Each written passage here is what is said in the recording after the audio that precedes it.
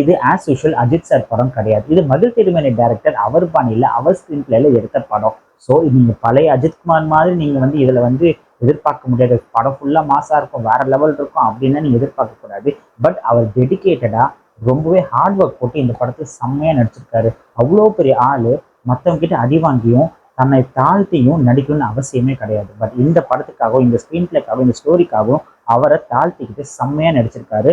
அவரோட ஹார்ட் ஒர்க்காகவும் டெடிகேஷனுக்காகவும் ஹேட்ஸ் ஆஃப். அர்ஜுன், த்ரிஷா, ஆரவ், ரெஜினா இவங்களோட எல்லாரோட பெர்ஃபார்மன்ஸ் வந்து ரொம்பவே ஸ்பெஷலா இருக்கு. அவங்களுக்கு கொடுத்த கேரக்டர் கரெக்டாக பண்ணியிருக்காங்க.